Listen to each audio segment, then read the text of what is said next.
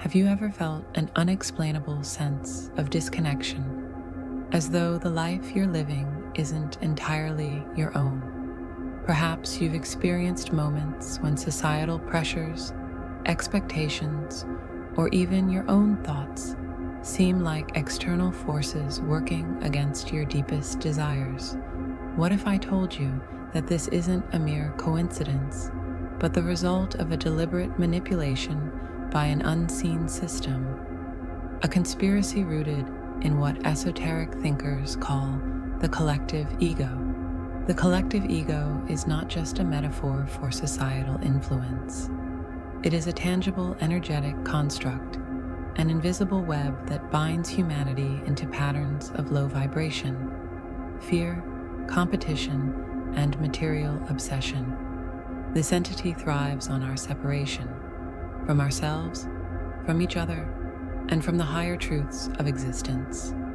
Unlike individual egos, which are shaped by personal experiences, the collective ego operates as a hive mind, manipulating billions of people simultaneously.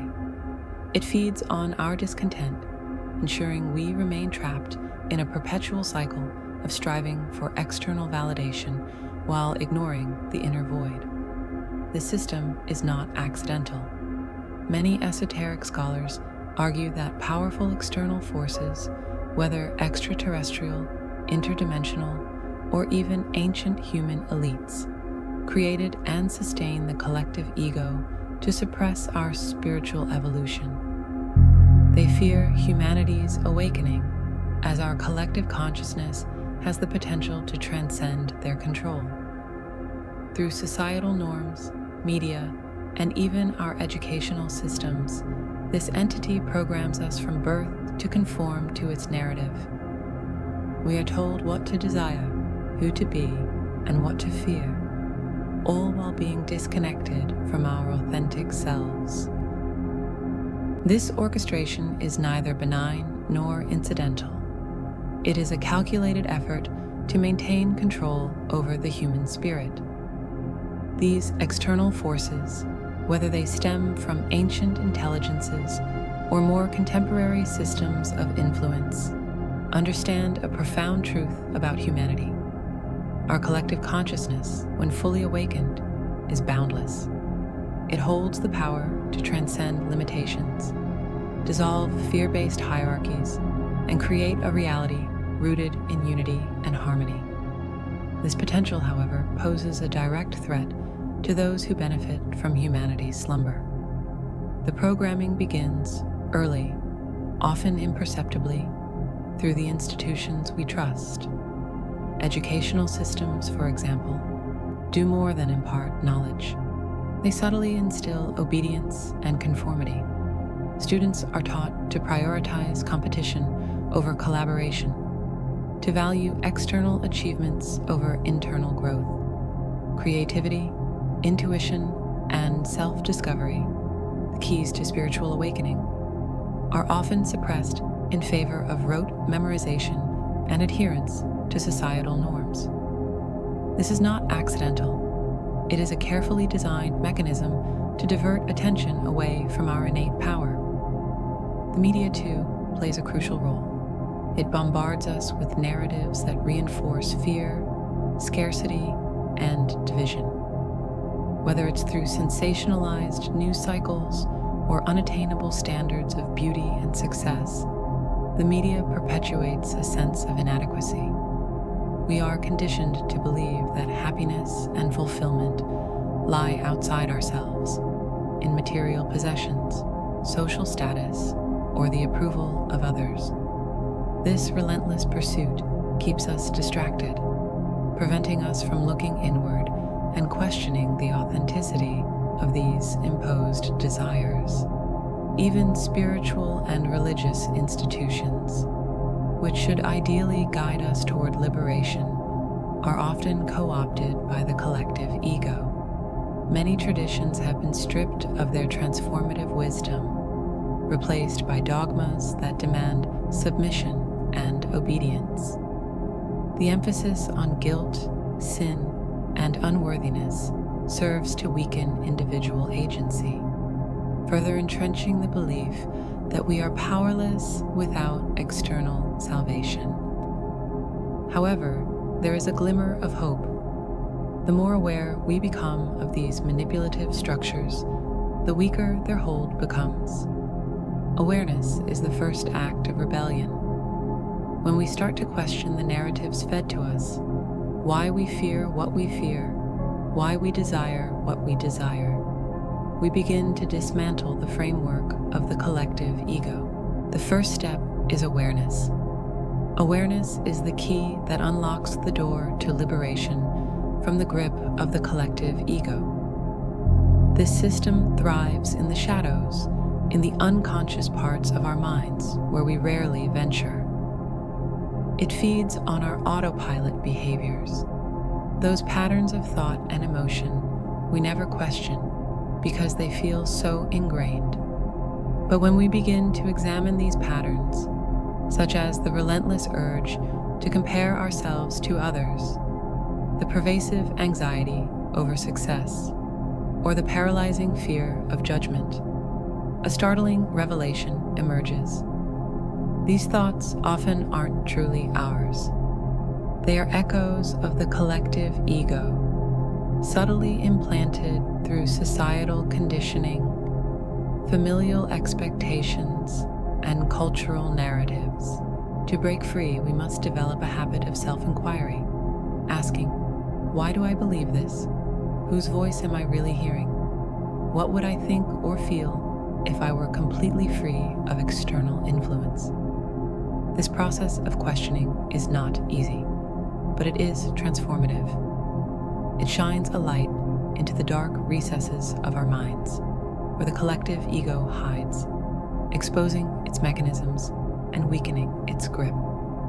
The next step is the practice of detachment, not detachment in the sense of emotional indifference or apathy, but as a deliberate refusal to feed the energies that sustain the collective ego. Detachment is about creating space between yourself and the relentless flow of reactive thoughts and emotions. Meditation is a powerful tool for cultivating this space. When you sit in stillness and observe your mind without judgment, you begin to notice the constant chatter of the ego. You see how it clings to fears, regrets, and desires, how it compels you to react impulsively rather than act with intention. By simply observing this chatter without engaging, you reclaim your sovereignty. Over time, this practice helps you disidentify from the collective ego's influence, allowing you to respond to life with clarity and authenticity rather than through conditioned reflexes. Visualization can further enhance this process. Imagine a golden light, a symbol of your higher consciousness, cutting through the dense web of the collective ego, severing its threads and liberating you from its constraints. This imagery is not just symbolic.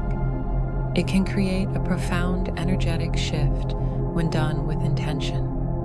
Building genuine human connections is another essential step in dismantling the collective ego's control. This system thrives on division, on the artificial barriers it erects between individuals and groups.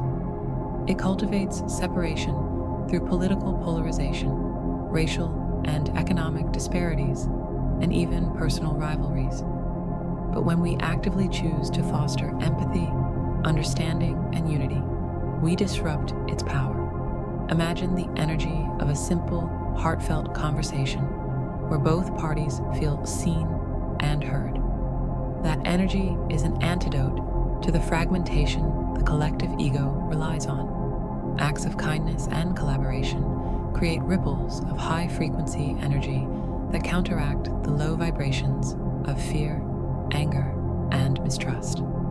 By building bridges instead of walls, we starve the collective ego of its primary fuel, our division. This work is not only about transforming your relationships, but also about contributing to a collective field of love and connection that weakens the system as a whole.